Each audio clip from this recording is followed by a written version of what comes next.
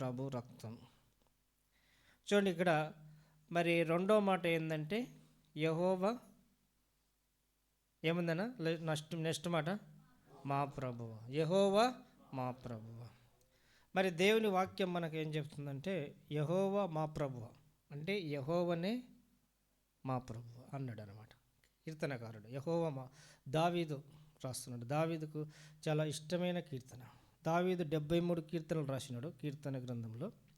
ఈ 73 కీర్తనలో మరి దావీదుకు చాలా ఇష్టమైన కీర్తన యెహోవా మా ప్రభువ.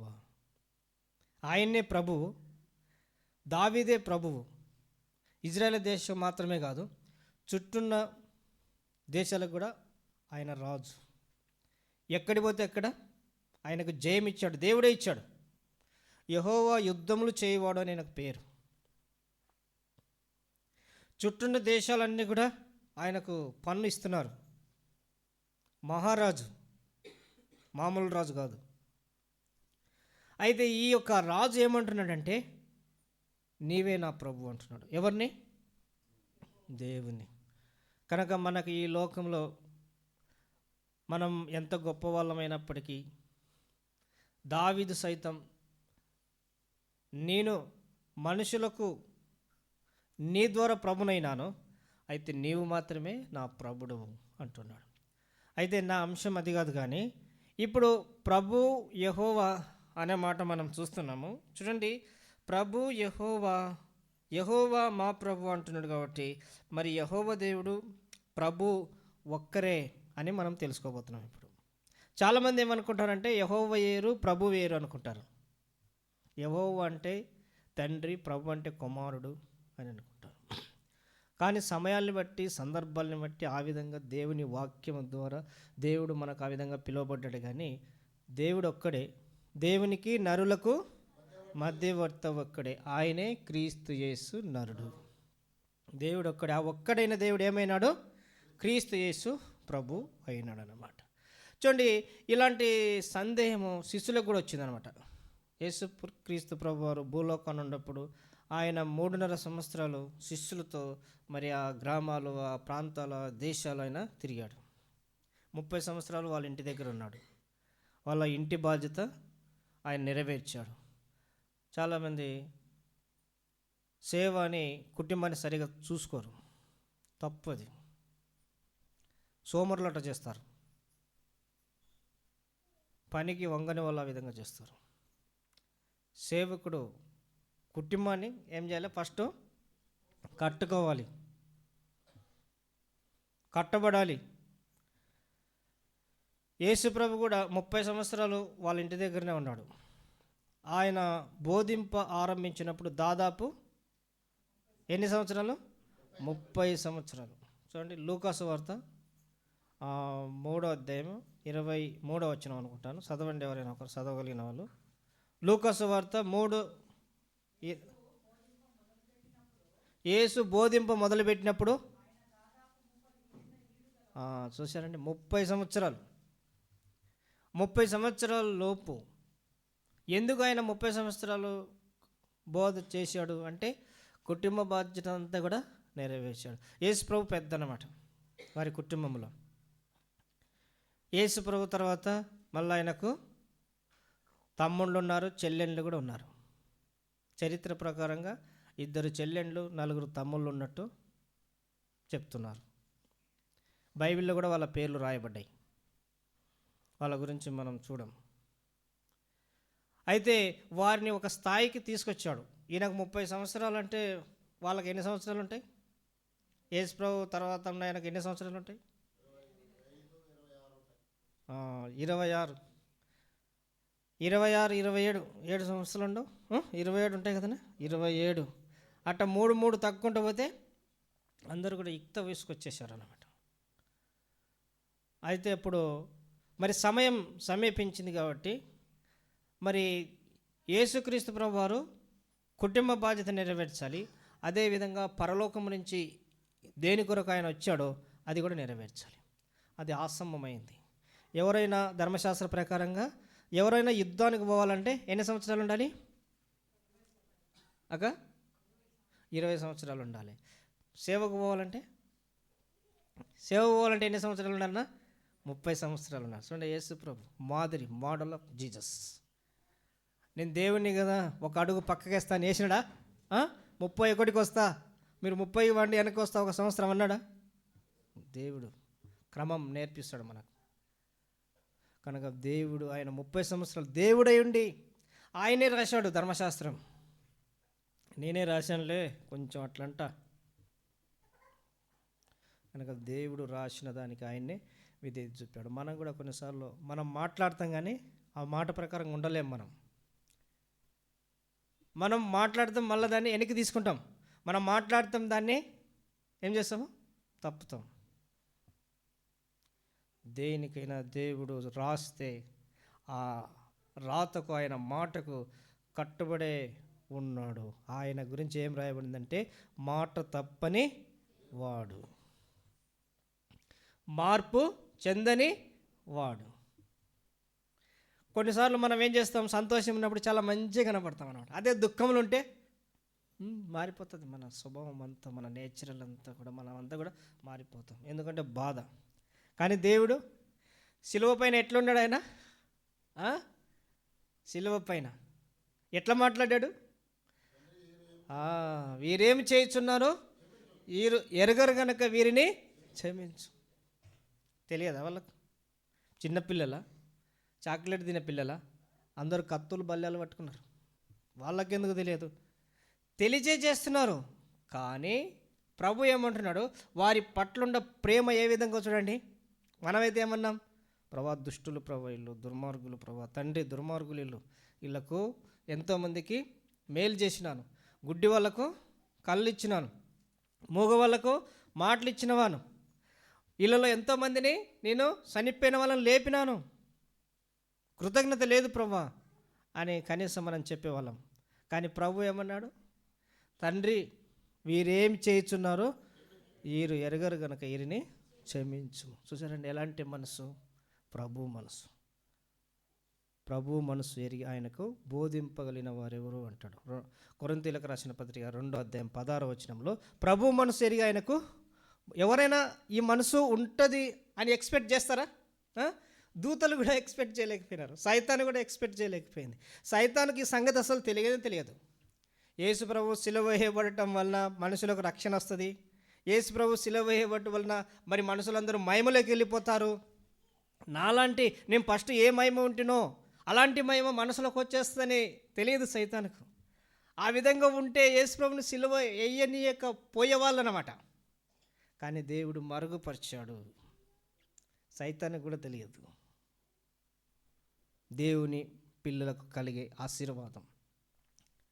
చూడండి, ఇక్కడ దేవుడు మరి తండ్రి వీరేమి చేయుచున్నారు వీరు ఎరగరు గనక వీరిని క్షమించు అని చెప్పినాడు. అంటే ప్రభు శరీర రక్తంలో పాలుపొందక మునుపు మనం ప్రభు మనసు కలిగిన వాళ్ళంగా ఉండాలి. దేవుడు మనకు చెప్తున్నాడు. ప్రభు శరీరం అంటే పరిశుద్ధమైనది, ప్రభు రక్తం అంటే పరిశుద్ధమైనది. చూడండి, ఇక్కడ ప్రభు గురించి మనం చూసినట్టయితే ప్రభు, యేసు ప్రభు తర్వాత యెహోవా దేవుడు ఒక్కడు అనేది మనం ఒక క్లారిటీ తీసుకొని ముందుకు పోదాము. చూడండి, శిష్యులకు కూడా ఇలాంటి సందేహం వచ్చిందని చెప్పినాను. చూడండి, యోహాను సువార్త 14వ అధ్యాయము 8వ వచనం చదవండి. శిష్యులకు ఎలాంటి అనుమానం ఉంది అనేది మనం చూసినట్టయితే యోహాను సువార్త 14వ అధ్యాయం 8వ వచనం. అప్పుడు ఫిలిప్పు, ప్రభువా తండ్రిని మాకు కనపరచుము, మాకు అంతే చాలని ఆయనతో చెప్పగా, యేసు ఫిలిప్పు, నేను ఇంతకాలం మీ యొద్ద ఉండినను నీవు నన్ను ఎరగవా? నన్ను చూచినవాడు తండ్రిని చూచి ఉన్నాడు. కనుక తండ్రిని మాకు కనపరచమని ఎలా చెప్పుచున్నావు? చూడండి ఏమంటున్నాడు యేసుప్రభు వారు. తండ్రిని మీరు ఇప్పుడు చూడలేరులే, ఇంకా చాలా టైం ఉంది మీకు అని అన్నాడా? నన్ను చూస్తున్నారు కదా, నన్ను చూసినప్పుడు మీరు తండ్రిని చూసినట్టే. చూతురు కాదు, చూశారు.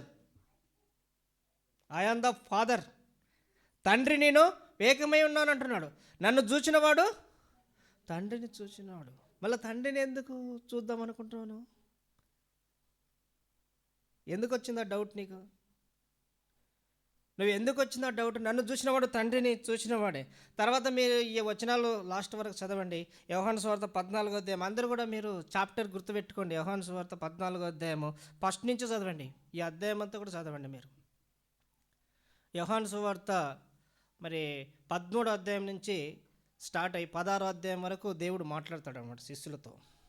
యోహాను సువార్త 13వ అధ్యాయం, 14వ అధ్యాయం, 15, 16 ఎన్ని అధ్యాయాలు? 4 అధ్యాయాలు. యేసుక్రీస్తు ప్రభువారు ఈ లోకానికి వచ్చి ఆయన చేసే పని అంతా కూడా సమాప్తానికి వచ్చినప్పుడు మరి ఈ పనినంతా ఎవరికి అప్పగించాలి? శిష్యులకు అప్పగించాలి. ఇగో నేను వెళ్తున్నాను, నేను వెళ్ళిన తర్వాత మీకు ఇవి సంభవిస్తాయి, ఇలాంటి విషయాలు మీకు జరుగుతాయి.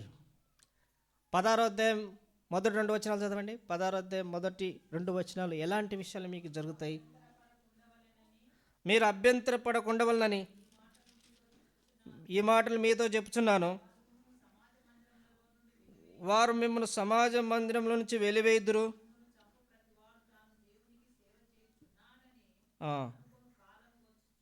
చూసారండి ఏం చెప్తున్నాడు ప్రభు?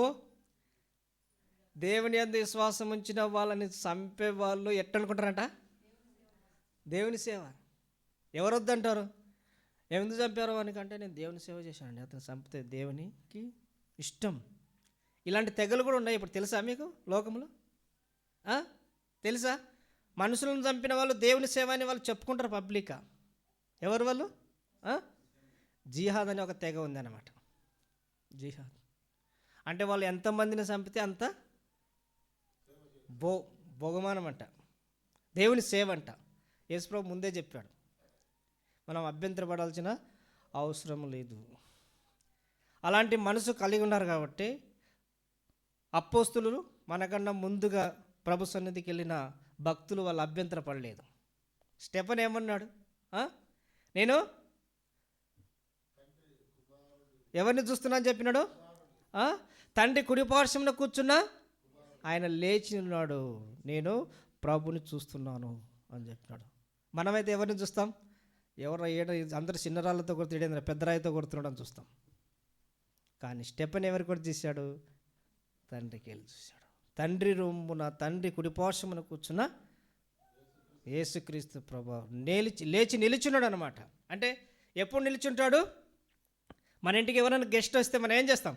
మనం కూర్చున్న వాళ్ళు లేస్తాం, రండి బ్రదర్ హౌ ఆర్ యూ అని వెంటనే వాళ్ళని రిసీవ్ చేసుకుంటాం అనమాట. అంటే ఇప్పుడు స్టెఫెన్ని రిసీవ్ చేసుకుంటున్నాడు.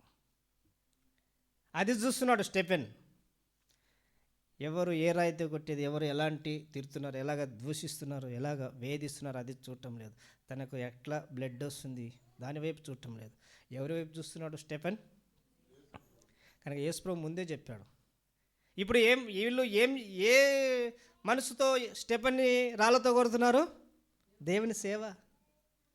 దేవుని దూషిస్తున్నాడు రా, దేవుని నామానికి అవమానం తెస్తున్నాడు, ఆ ధర్మశాస్త్రానికి వ్యతిరేకంగా చెప్తున్నాడు, మరి క్రీస్తు అనే వేరొక దేవుణ్ణి పూజిస్తున్నాడు, వేరొక దేవుని ప్రకటిస్తున్నారని వాళ్ళు ఏంటంటే వాళ్ళకు ఇంకా అదే మనసు ఉందన్నమాట. యేసుప్రభు ముందే చెప్పాడు, మిమ్మల్ని సంపు ప్రతివాడు తాను దేవునికి సేవ చేస్తున్నాడు. కనుక 13వ అధ్యాయం, 14వ అధ్యాయం, 15వ అధ్యాయం, 16వ అధ్యాయంలో ఇక్కడ యేసు ప్రభు శిష్యులతో మరి ముందుగానే చెప్పాడు మీకు సంభవించబడి. 13వ అధ్యాయంలో ఆయన ఎలాగా మనము ఇతరులను ప్రేమించాలి ఏం చేశాడు ప్రభు? 13వ అధ్యాయంలో శిష్యుల పాదములు కడిగాడు. నేను బోధకుడిని, తర్వాత ప్రభువుని మీరు పిలుస్తున్నారు ఓకే, కానీ నేను బోధకుడు ప్రభువుడైన నేను ఏం చేశాను? మీ పాదములు కడిగాను, మీరు కూడా ఒకరి పాదములు ఒకరు. ఇలాంటి మనసు ఉండాలి మరి దేవుని శరీరక్తంలో పాలు పొందేటప్పుడు. మనకు ఎవరన్నా చూడకుండా దండమని కాళ్ళు తగిలిచ్చిపోయినారనుకో ఏమనుకుంటాం?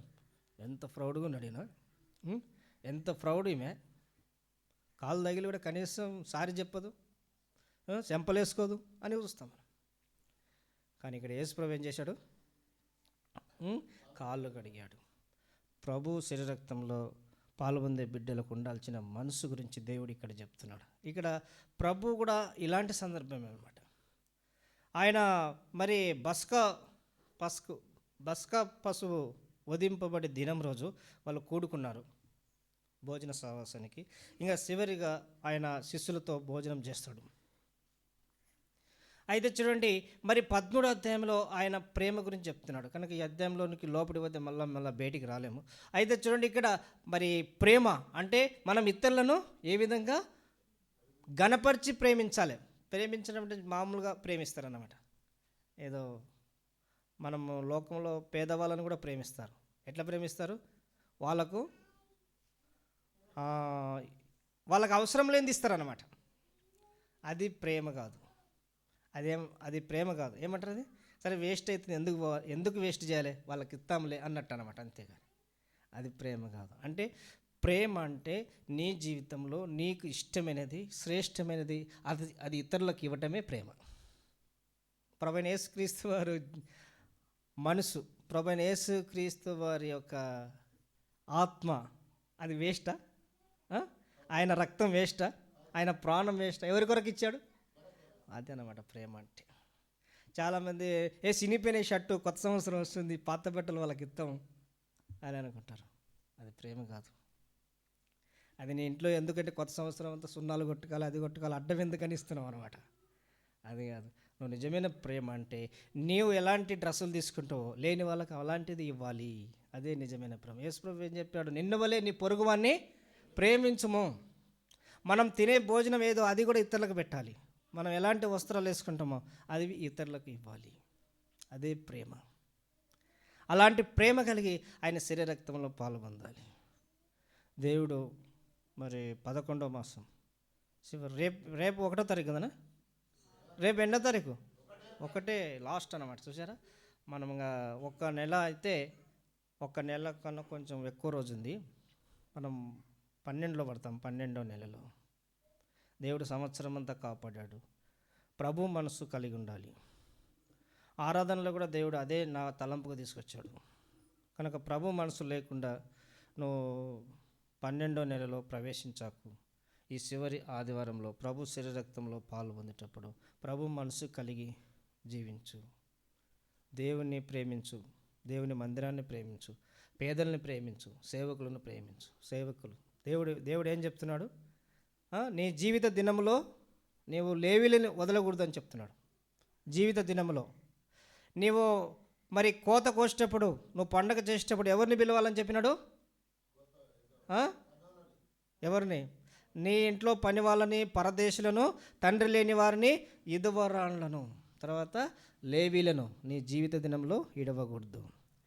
మరి ఇజ్రాయెల్ దేశంలో ఒక కుటుంబానికి ఒక లేవీడు ఉంటాడు అన్నమాట. ఈ దినాల్లో సంఘాలలో కూడా సేవకులు లేరు. చూసారా, సేవకుడు ఉంటే చాలామంది ఏమనుకుంటారంటే మరి ఖర్చులు అవుతాయి, డబ్బులు ఎక్కువ మిగిలవు, తర్వాత మనకు పరిచర్యలో కూడా అంతా మనకు స్వేచ్ఛ ఉండదు అనుకుంటారు.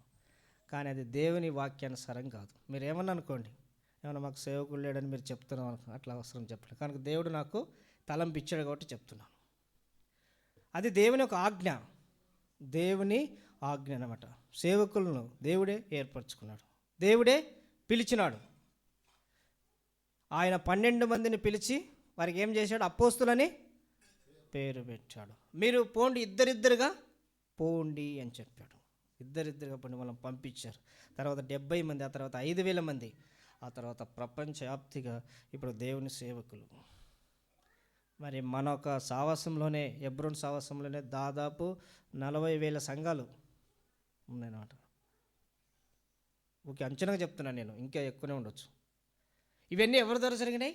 దేవుని సువార్త విస్తరించటం ద్వారానే. కనుక సేవకులు, విశ్వాసులు కలిసి మనం సేవ ముందుకు నడిపించాలి. అట్లని సేవకులు ఒక్కరే చేయలేరు సేవ, అది కూడా మనం గమనించాలి. సేవకులకు సహకారంగా ఉండాలి. ఎవరు? విశ్వాసులు. సేవకుని పరిధిలో సేవ జరగాలి, అప్పుడు అది ఫలభరితంగా ఉంటుంది అన్నమాట. చాలా సిటీల్లో సంఘాలు ఉన్నాయి కానీ సేవకులు లేరు. ఎందుకంటే వాళ్ళు దేవుని వాక్యం చెప్తారు కానీ ఎడ్డు ఉండాలి, మనకు కాపరి ఉండాలి. కాపరి లేని గొర్రెలు ఏం చేస్తాయి? చెదిరిపోతాయి. అంటే ఆదివారం వస్తారు కానీ వాళ్ళు వారమంతా ఎక్కడ తిరుగుతారో ఎవరికి తెలియదు. సంఘ పెద్దలు పట్టించుకుంటారా? విశ్వాసులు పట్టించుకుంటారా? వాళ్ళకి ఎంతసేపు ఉన్నా మీటింగ్ వస్తున్నారా, ఓకే, అంతవరకే. కానీ మరి కాపరి ఉంటే గొర్రె బయటనా గొర్రె ఎక్కడ తిరుగుతుంది? ఎక్కడ తిరుగుతుంది గొర్రె? ఎలాగ మనసుతో ఉంది, ఆరాధన చేసేది గమనిస్తాడు కాపరి. తర్వాత పాట పాడేది గమనిస్తాడు, ఎట్లా ఏ టయానికి వచ్చేది గమనిస్తాడు, ఎలాంటి మనసుతో ఉండేది గమనిస్తాడు, ఎలాంటి మనసుతో ఉండేది గమనిస్తాడు కాపరి. గొర్రెలు కాపరి ఏం చేస్తాడు? అన్ని గొర్రెలను చూస్తుంటాడు అనమాట. ఈ గొర్రె మేత తింటుందా, తినలేదా, ఈ గొర్రెకు మరి ఆరోగ్యం ఉందా లేదా అని అన్నీ చూస్తాడు. కనుక ఈ యొక్క మధ్యాహ్న కాల సమయంలో మరి దేవుడు మనకు ఇచ్చే అవకాశం ఏంటంటే, మనం ప్రభు బలలో చేయవేక మునుపు దేవుని యొక్క వాక్య ప్రకారంగా మనము తీర్మానం చేయాలి. మన సంఘంలో దేవుని వాక్యము ఏది చెప్తుందో దాని ప్రకారంగా మనం ఉన్నప్పుడే దాని ద్వారా గొప్ప ఆశీర్వాదాలు ఉంటాయన్నమాట. సంఘం విస్తరిస్తుంది, తర్వాత కుటుంబాలు విస్తరిస్తాయి. సంఘంలో సమాధానం ఉంటుంది, కుటుంబంలో సమాధానం ఉంటుంది. మన ద్వారా ఇంకా వేరే ప్రాంతాలలో కూడా సేవ దేవుడు ఆరంభిస్తాడు. ఎప్పుడు? అది వాక్యానుసారంగా మనం నడిపించినప్పుడు, ఆ వాక్యానుసారంగా మనం తీర్మానం చేసినప్పుడు, వాక్యానుసారంగా మన సంఘం నడిచినప్పుడు. వీరు దెసలోనికలో వారికి ఉన్న వారికన్నా గనులై ఉన్నారు అని రాయబడింది. ఎవరి గురించి రాయబడింది? దెసలోనిక సంఘస్థులు అంటే వాళ్ళు చాలా ప్రేమ గలవారు అన్నమాట. అయితే వారికన్నా గనులైన వారు. ఎందుకంటే వీళ్ళు ప్రతిదినం లేఖనములు పరిశోధిస్తున్నారు. అంటే పౌలు అంటేనే మహామేధావి, కానీ పౌలు చెప్పిన సంగతులు ఆ విధంగా ఉన్నాయా లేవా అని వాళ్ళు ప్రతిదినము లేఖనాలను మనం కూడా లేఖనాలను పరిశోధించే వాళ్ళంగా ఉండాలి. ప్రభు శరీరక్తము పాలు పొందిన తర్వాత ప్రభు లేఖనాలను పరిశోధించే వాళ్ళంగా ఉండాలి. నేను ఈ విధంగా చేస్తున్నాను, ఇది వాక్యానుసారమేనా? మనకు ఎవరు చెప్పాల్సిన అవసరం లేదు. ఎందుకంటే దేవుడు మనకు బైబిల్ ఇచ్చాడు. బైబిల్ అంటే ఇది దేవుడు మానవుల కొరకు రాసిన లెటర్ అన్నమాట. మన కుటుంబ సభ్యులకు, మన రిలేటివ్స్కు, మన బంధువులకు ఎట్లా మనం లెటర్ రాస్తాము. ఇప్పుడు ఎవరు రాయటం లేదనుకోండి, అందరూ మెసేజ్ పంపుతారు, వాట్సాప్, ఈమెయిల్ పంపుతున్నారు. కానీ దేవుడు పరలోకం నుంచి భూలోకముకు మనుషులకు రాసిన లెటరే బైబిల్. కనుక ఈ బైబిల్ అనేది మనం చదవాలి. ఎట్లా చదవాలి? మన రిలేటివ్స్ మనకు లెటర్ ఎట్లా రాస్తే ఎంత జాగ్రత్తగా చదువుతామో, 1కి 2 సార్లు, ఆ విధంగా. ఒకసారి బక్సింగ్ అంకుల్ తన కొటేషన్లో ఏమి ఇచ్చాడంటే, మరి బైబిల్ చదివేటప్పుడు మీరు మోకాళ్ళపై నుండి చదవండి, చదివేటప్పుడు ఈ ప్రార్థన చేయండి: ప్రభువా, ఈ దినం నా అవసరత కొలది నాతో మాట్లాడు. ఎంత సింపుల్గా ఉందండి. అనుదినాహారం అన్నట్టుంది అన్నమాట. చూడండి, ఈ దినము నా అవసరత కొలది నాతో మాట్లాడు అని మీరు మోకాళ్ళపై నుండి ఈ ప్రార్థన చేసి చదవండి అని చెప్పాడు బక్సింగ్ అంకుల్. కనుక మనం బైబిల్ కూడా మోకాళ్ళపై నుండి చదవాలి. నీవు మోకరించగలిగితే నీకు దేవుడు మంచి ఆరోగ్యం ఇస్తే దీన్ని సద్వినియోగం చేసుకోండి. సరే, మీరు ఎక్కువసేపు మోకరించకపోయినా కనీసం ఒక్క అధ్యాయమైనా చదివినంత వరకు మీరు మోకరించి చదవండి. దేవుడు మీతో ఖచ్చితంగా మాట్లాడతాడు. కనుక మనము దేవుని యొక్క గురించి మనం తెలుసుకోబోతున్నాము. అయితే చూడండి, ఇక్కడ యెహోవా దేవుడు యేసు ప్రభు ఒక్కరే అని మనకు ఇక్కడ దేవుని వాక్యం చెప్తుంది. నేను చెప్పటం కాదు. యేసుక్రీస్తు ప్రభు వారు ఏమంటుంటే, నన్ను చూచినవాడు తండ్రిని చూచి ఉన్నాడు అని చెప్తున్నాడు.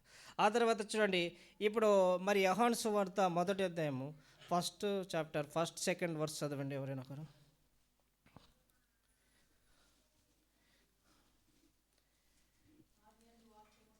ఆది యందు వాక్యం ఉండెను, వాక్యము దేవుని యొద్ద ఉండెను, వాక్యము దేవుడై ఉండెను. Word of God. చూడండి, ఇక్కడ వాక్యమే దేవుడు. వాక్యం అంటే మాట. కనుక వేరే గ్రంథాలలో కూడా రాయబడింది, దేవుడు అంటే శబ్దము అని రాయబడింది. శబ్దం అంటే మాట, వాయిస్. కనుక నేను యేసు ప్రభువుని నమ్ముకోమనుపు కాలజ్ఞానం చదువుతుంటాను అనమాట. మేము జంగాలం అనమాట. జంగాలు అంటే శివభక్తులు. మా వాళ్ళందరూ కూడా శివుని పూజ చేస్తారు అనమాట. అంటే బ్రాహ్మణ్స్ గురువులు. బ్రాహ్మణ్స్ అందరికి చేస్తే జంగమలు బ్రాహ్మణ్స్కి చేస్తారు. అంటే వాళ్ళకు జంగమాల ద్వారా చేస్తేనే వాళ్ళకు మోక్షం ఉంది అని చెప్తారు. అంటే నది కాడికి తీసుకుపోయి జంగమయ్య కాళ్ళు కడిగి శంఖం ఊది ఈబుది పెట్టి వాళ్ళకు చేయటివి కొన్ని ఉంటాయి, అవన్నీ అవసరం లేదు కనుక ఆ విధంగా జంగమలు బ్రాహ్మణ్స్కు గురువులు అన్నమాట. అలాంటి తెగల నుంచి దేవుడు నన్ను కూడా రక్షించాడు. చాలామంది మాకు సువార్త చెప్పారు, సువార్త మాకు వద్దని చెప్పేవాళ్ళం. ఎవరైనా బైబిల్ ఇస్తే, దేవుని వాక్యం ఇస్తే మరి మేము ఇంట్లో పెట్టుకునే వాళ్ళం కాదు. ఎందుకంటే ఇంట్లో పెట్టుకుంటే కొలవాలి, దేవుడే అని చెప్పేవాళ్ళం కానీ మా దేవుడు కాదని చెప్పేవాళ్ళం. ఈయన మన దేవుడు కాదు, మళ్ళీ మనకాడ పెట్టుకుంటే మళ్ళీ యేసుప్రభుని కూడా ఆయన్ని కూడా కొలవాలి కదా, ఆయన్ని కూడా పూజించాలి కదా అన్నట్టు ఏదైనా గోడ మీద కానీ ఏదో చెట్లు పెట్టేవాళ్ళం. ఆ సువార్త కానీ బైబిల్ కానీ ఇస్తే వాళ్ళు ఎంతో ప్రేమతో ఇస్తారు. వద్దంటే బాధపడతారేమో అని మళ్ళీ అది ఒక మూఢనమ్మకం అనమాట. చూసారా, వద్దంటే బాధపడతారేమని సరే ప్రేమతో చదవండి అన్న, చదవండి సార్ అనిస్తే సర్లేని తీసుకునే వాళ్ళం, అక్కడ పెట్టేవాళ్ళం ఎక్కడన్నా. అయితే ఒకసారి మరి రేడియోలో వాక్యం విన్నాం మేము. అంటే ప్రతిరోజు వినేవాళ్ళము, ఎందుకంటే దేవుని వాక్యం వింటే మరి పరిసర ప్రాంతాలకు దెయ్యాలు భూతాలు రావని నమ్మేవాళ్ళం. చూసారా, దేవుడు అంటే భయమే కానీ మాకు కాదనేవాళ్ళం. అయితే ఒకరోజు మరి ఆర్ఆర్కే మూర్తి అంకుల్ గారు, తర్వాత జీజన్ అంకుల్ గారు ఇద్దరు చెప్పేవాళ్ళు. ఒక ఆయన చెప్పేవాళ్ళు, ఒకసారి చెప్పేవాళ్ళు, ఇంకొక ఆయన ఇంకా కొద్దిసేపు చెప్పేవాళ్ళు.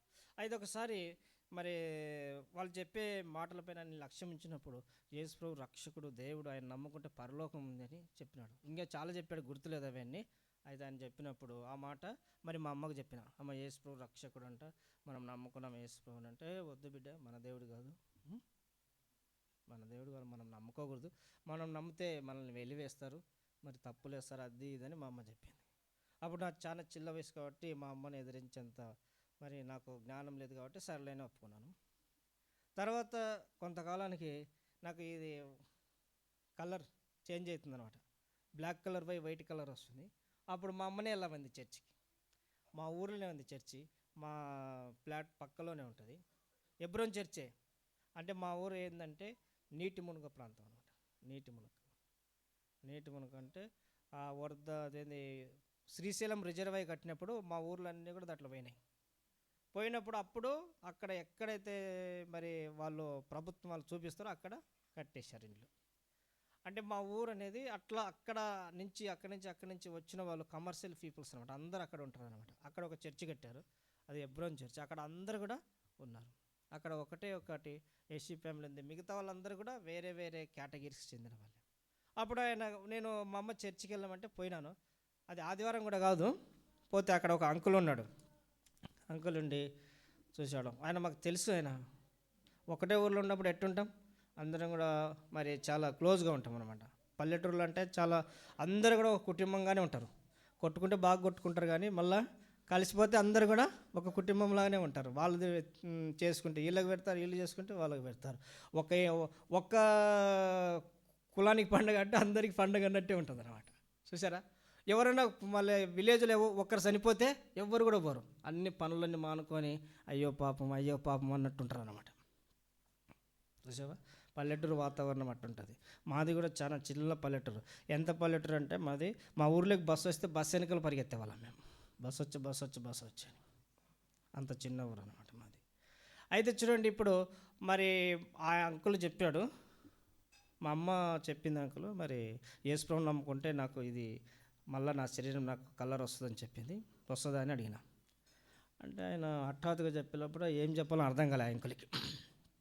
నేను ఇదే అడుగుతున్నాను అనమాట, మాది బాబు యేసుప్రభుని నమ్ముకో, నీకు దేవుడు బాగా చేస్తాడులే అని అంటున్నాడు. కానీ నేను ఆయన చెప్పేది వినకుండా మా అమ్మ వెళ్ళమనింది, ఇది మంచిగా అవుతుంది, అవుతుందా కాదా అని అడుగుతున్నాను. ఆయన చూసి ఇంకా బాబు విశ్వాసం ఉంచు, అవుతుందిలే అని అన్నాడు. సర్లేని వచ్చినప్పుడు నాకు ఆయన కొత్త నిబంధన ఇచ్చాడు అనమాట. కొత్త నిబంధన ఇచ్చినప్పుడు అప్పుడు మరి బైబిల్ చదివి అప్పుడు నేను యేసుప్రభు ఎవడని తెలుసుకున్నాను అనమాట. యేసుప్రభు ఆయన ఏమై ఉన్నాడు, నిజమైన దేవుడు అని నేను బైబిల్ చదివే తెలుసుకున్నాను. ఎవరు కూడా సువార్త చెప్పలేదు నాకు. అంటే అంతమందికి నేను కాలజ్ఞానం చదివాన్ని, మరి మహాభారతం, మరి తర్వాత భగవద్గీత, తర్వాత 18 పురాణాలు ఉండేదన్నమాట. 4 వేదాలు: ఋగ్వేదం, సామవేదం, అజుర్వేదం, యజుర్వేదం, 18 పురాణాలు. గరుడు పురాణం అని ఒకటి ఉంటుంది. అది మనుషుని గురించి చెప్తుంది అనమాట. మనుషుడు ఎట్లా ఎట్లా పుట్టాడు, ఇవన్నీ చేశాడని. అప్పుడు అవన్నీ చదివిన తర్వాత నేను బైబిల్ చదవటం స్టార్ట్ చేసిన. ఆయన అంకుల్ ఇచ్చి ఏంది నాది, మరి బైబిల్ చదివితే నాకు మంచిగా ఎత్తుందని నా ఉద్దేశం అనమాట. అంతే. నేను సత్యం కొరకు చదవలే, నాకు మరి కలర్ చేంజ్ అవుతుందని నేను చదివినాను. అయితే బైబిల్ దేవుడు చదివినప్పుడు నాకు దేవుడు నాతో మాట్లాడుతూ వచ్చాడనమాట. ఏం మాట్లాడాడంటే యేసుక్రీస్తు ప్రభువారు. చూడండి, లూకాసు వార్త 5వ అధ్యాయము 30 వచనం నుంచి చదవండి అన్న ఎవరన్నా ఒకరు.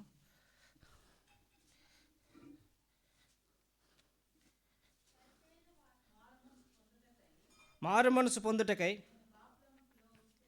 నేను పాపులను పిలువస్తిని కానీ నేను నీతిమంతులను పిలువరాలేదని వారితో చెప్పాను. చూసారండి, యేసు క్రీస్తు ప్రభువారు చెప్తున్నాడు అనమాట. మరి ఇలాంటి మాటలు ఎన్నో నాకు దేవుడు నా మైండ్లోకి తీసుకొచ్చాడు. ఎందుకు ఈ మాట గురించి చెప్తున్నానంటే, మరి భగవద్గీతలో కృష్ణుడు చెప్తాడు అనమాట అర్జునికి. కురుక్షేత్ర యుద్ధం జరిగేటప్పుడు కృష్ణుడు అర్జున్తో మాట్లాడతాడు. అర్జునుడు మానవత్వం కలిగి ఆయన యుద్ధం చేయకుండా వెళ్ళిపోతాడు. ఎందుకంటే అవతల ఉండే వాళ్ళందరూ వాళ్ళ రిలేటివ్స్ అనమాట. కౌరవులు, పాండవులు అని 2 తెగలు ఉంటాయి. పాండవుల నాన్నగారి పేరు పాండురాజు, కౌరవుల నాన్న పేరు ధృతరాష్ట్రుడు అనమాట. ఆయన కండ్లుండవు, కానీ 101 మంది ఆయన కుమారులు, 101.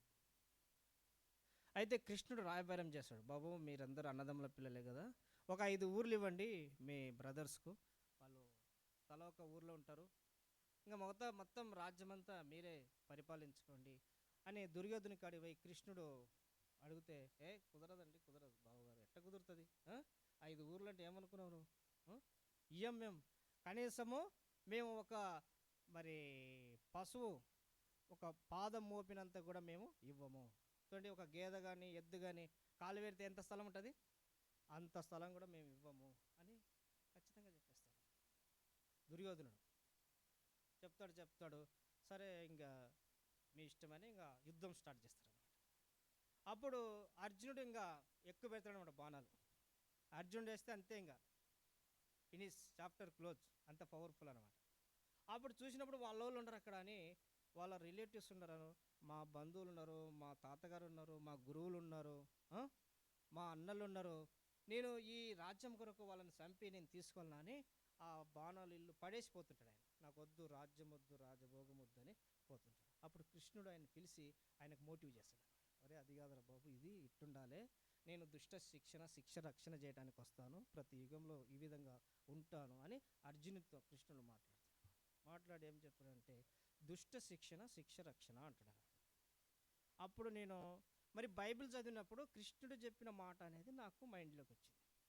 అక్కడ ఏమన్నాడు కృష్ణుడు, దుష్ట శిక్ష రక్షణ. దుష్టులు అంటే ఎవరు, చెడ్డవాళ్ళు, శిష్యులు అంటే మంచివాళ్ళు. కానీ ఇక్కడ యేసుప్రభు ఏమంటున్నాడన్నా, మారు మనసు పొందుటకై నేను పాపుల్ని పిలువస్తిని కానీ నీతిమంతులను పిలవరాలేదే. మరి ఆ లెక్కను చూస్తే ఎవరున్నారు మంచివాళ్ళు? అప్పుడు బైబిల్ చదువుతున్నాను కాబట్టి దేవుడు నా వైపు కూడా చూపించాడు, నేను కూడా చెడ్డవానే కదా, నేను కూడా మా ఇంట్లో మా వాళ్ళకి తెలియకుండా డబ్బులు దొంగతనం చేసినాను. మాకు ఆవులు ఉండేటివంట, ఆవులకు వెళ్ళేవాళ్ళం జంగల్లోకి. అయితే ఆవులు మేము చేళ్ళలో కట్టేస్తే మాకు గింజలు ఇచ్చేవాళ్ళు, తర్వాత డబ్బులు ఇచ్చేవాళ్ళు.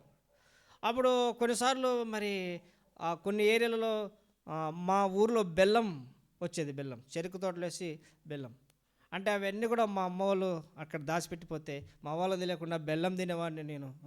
డబ్బులు లేకుంటే గింజలు తీసుకుపోయి అమ్ముకొని కావాల్సిన కొనుక్కొని తినేవాడిని. మా నాన్న ఎక్కడ డబ్బులు పెడితే అక్కడ తీసుకొని తినేవాడిని. మరి ఇవన్నీ కూడా నేను కూడా పాపాలు చేసినా కదా, మరి ఆ లెక్కను చూస్తే నేను కూడా చనిపోలే కదా అని దేవుడు నాతో మాట్లాడాడు అన్నమాట. చూసాడండి, దుష్ట శిక్ష రక్షణ చెప్పాడు యేసుప్రభు. ఇక్కడ ఏమంటున్నాడు, మారు మనసు పొందుటకై నేను పాపులను పిలువస్తిని కానీ నీతిమంతులను పిలువరాలేదు. కనుక ఈయన దేవుడు అని నాకు దేవుడే నాకు బోధించాడు అనమాట.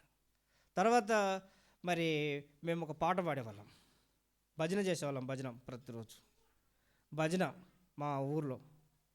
అయితే అక్కడ మరి భజనలో ఒక పాట ఉండేదన్నమాట, రండి పుణ్యాత్ములారా రండి ధర్మాత్ములారా పాట పాడేవాళ్ళం. రెండే మాటలు అనమాట, రండి పుణ్యాత్ములారా రండి ధర్మాత్ములారా రండి పుణ్యాత్ములారా రండి ధర్మాత్ములారా, మధ్యలో దేవుని పెడతారు, అది అవసరం లేదు. చూడండి, రండి పుణ్యాత్ములారా అని పిలుస్తారు అనమాట. ఎవరిని పిలుస్తున్నారు వీళ్ళు? పుణ్యాత్ములను పిలుస్తున్నారు, ధర్మాత్ములను పిలుస్తున్నారు. ఎవరిని వదిలిపెట్టారు?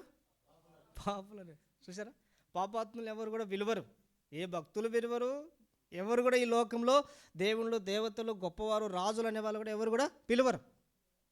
ఎవరు కావాలి? వాళ్ళందరూ కూడా పుణ్యాత్ములే కావాలి. అయితే యేసు ప్రభు ఒక్కరు మాత్రమే ఎవరిని పిలిచినాడు? పాపులను పిలిచాడు. ఆ పాపుల్లో ప్రధానులం ఎవరము? చూసావా? కనుక దేవుడు మనల్ని అలాంటి ప్రేమకు మనల్ని పాత్రులుగా చేశాడు. ఎలాంటి మనసు అండి చూడండి. పాపులను ఇప్పుడు ఎవరైనా ఏ పనికైనా కానీ, ఏ యొక్క మరి సాఫ్ట్వేర్లో కానీ, తర్వాత హార్డ్వేర్లో కానీ, ఎలాంటి దాంట్లో కానీ పని రాని వాళ్ళని ఎవరైనా తీసుకుంటారా? టెస్ట్ పెడతారు, మళ్ళీ ఇంటర్వ్యూ పెడతారు, దాంట్లో పాస్ అయితేనే నీకు జాబ్. కానీ ఇక్కడ ఏమి రాని వాళ్ళని దేవుడు తీసుకుంటున్నాడు. చూడండి, ఏమి తెలియని వాళ్ళని తీసుకుంటున్నాడు. కొరింథీయులకు రాసిన పత్రిక 1వ అధ్యాయం 26, 27 వచనం చదవండి అన్న. కొరింథీయులకు రాసిన పత్రిక 1వ అధ్యాయము 26, 27 వచనాల్లో మనం చూస్తున్నాము. చాలా సహోదరులారా, మిమ్మల్ని పిలిచిన పిలుపుని చూడుడి, మీలో లోకరీతిగా జ్ఞానులైనను గనులైనను గొప్ప వంశపు వారైనను అనేకులు పిలువబడలేదు, కానీ ఏ శరీరియు దేవుని ఎదుట అతిశయింపబడినట్లు జ్ఞానులను సిగ్గుపరచుటకు లోకంలో ఉండు ఎర్రివారిని, లోకములో ఉన్న వెర్రివారిని దేవుడు ఏర్పరచుకున్నాడు. ఎర్రివారితో ఏం చేస్తారా? సండి బక్సింగ్ అంకుల్ గారికి ఫస్ట్ జత పని వారు ఎవరంట తెలుసా మీకు? తెలుసాక మరి అంకుల్ గారు ఒక బల్బ్ ఇచ్చి, బాబు దీన్ని నీ గదిలో పెట్టుకో, ఎందుకు చీకట్లో ఉంటావు అన్నాడంట. బక్సింగ్ అంకుల్ ఇంటికాడికి వచ్చి, బ్రదర్ మీ రూమ్లో బాగుంది వెలుగు అన్నాడంట. ఆయన సరే నీకు ఒకటి ఇస్తే నువ్వు పెట్టుకో బ్రదర్ ఇచ్చినాడు. ఇస్తే ఆయన పోయి మరి ఒక నులకతాడు కట్టి ఆ బల్బుకు దానికి గాలాడ తీసినాడు. రాత్రి వస్తుందేమో వెలుగు అనుకున్నాడు ఆయన. రాత్రి అయింది, వెలుగు రాలే. ఏం బ్రదర్ నీదైతే వెలుగుతుంది, నాకు అంత నువ్వు ఖరాబ్ అయిన బొగ్గ ఇచ్చినావు అని ఆయన పోయి అడుగుతున్నాడు. అడుగుతుంటే ఏంది నీకు కొత్తదే ఇచ్చాను కదా బ్రదర్, ఆయన న్యూ బల్బ్ అంటే ఆయన లేదు బ్రదర్ సూత్రాన్ని చూస్తే నులకతాడు కట్టి ఏలాడ తీసినాడు. దాన్ని ఎట్ట వెలుగుతుంది? అయ్యో అది కాదు బ్రదరు, దీనికి హోల్డర్ ఉండాలి, వైర్ కనెక్షన్ ఉండాలి, అది స్విచ్ బోర్డులో ఉండాలి, ఇదంతా కథ ఉంటుంది. అప్పుడు చేసిన తర్వాత ఓహో ఇట్లా బ్రదర్ భలే ఉంది బ్రదర్ అన్నాడు. సరే మొదటి జత పనివాడు బక్సింగ్ అంకుల్ గారికి. చూసారా, యేసు ప్రభు కూడా ఆయన శిష్యులు ఎలాంటి వాళ్ళు? యుద్ధ లేని పామరులు. అయితే 14వ అధ్యాయం అపోస్తుల కార్యం 4వ అధ్యాయం 13వ వచనంలో చదవండి. వాళ్ళు యేసుతో ఉండిన వారు అని రాయబడింది. చూడండి, అపోస్తుల కార్యం 4వ అధ్యాయం 13వ వచనం, 4:13.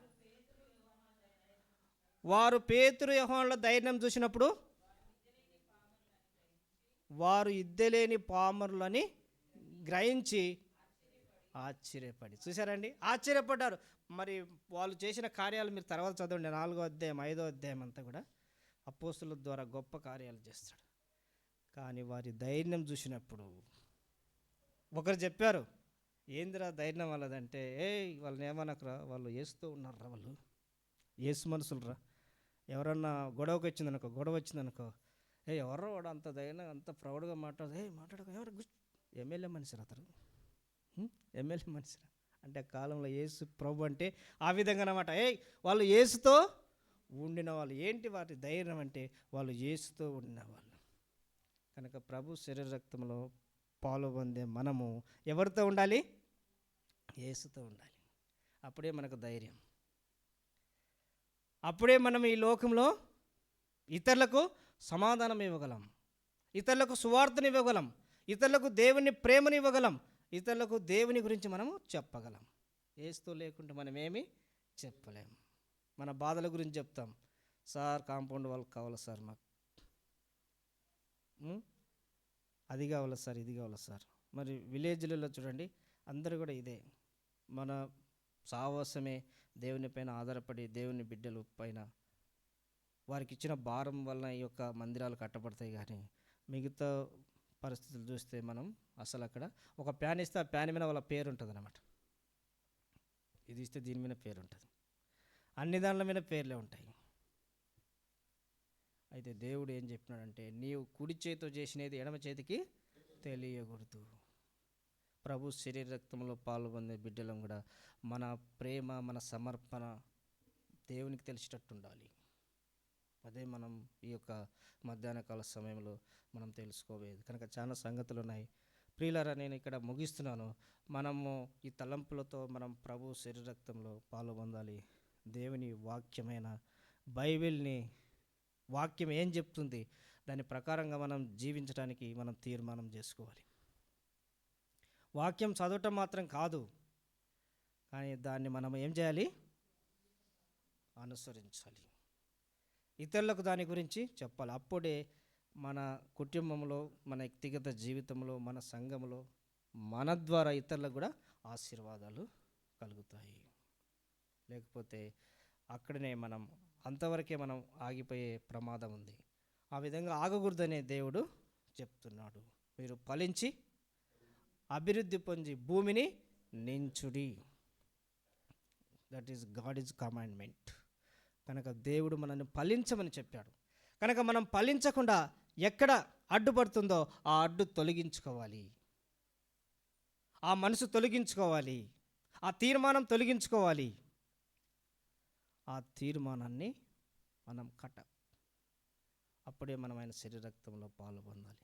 అది అట్లే ఉండాలి. నేను పాలు పొందుతా అంటే నీకేం దీవెనలు ఉండవు. వారం వారం పొందుతున్నాను కదా, ఈ వారం కూడా పొందుకుంటే ఏం బాగుంటుందని నువ్వు చేయి పైకి ఎత్తే నీకేం ప్రయోజనం ఉండదు. ఒక తీర్మానంతో, వాక్యానుసారంగా దేవుడు నీతో మాట్లాడితే, దేవుడు నీకు చూపిస్తే తీర్మానం చేసుకొని వాక్యానుసారమైన తీర్మానంతో ప్రభు శరీర రక్తంలో మనం పాల్గొందాం. ప్రభు ఇచ్చే ఆశీర్వాదాలు, దీవెనలు మనం పొంది ఇతరులకు కూడా ఆశీర్వాదకరంగా మనము మారుదాం. ప్రభు ఆ విధంగా మనకు సహాయపడును గాక. కొద్ది నిమిషాలు మౌనంగా ఉండి మనం ఆయన శరీర రక్తంలో పాల్గొందాము.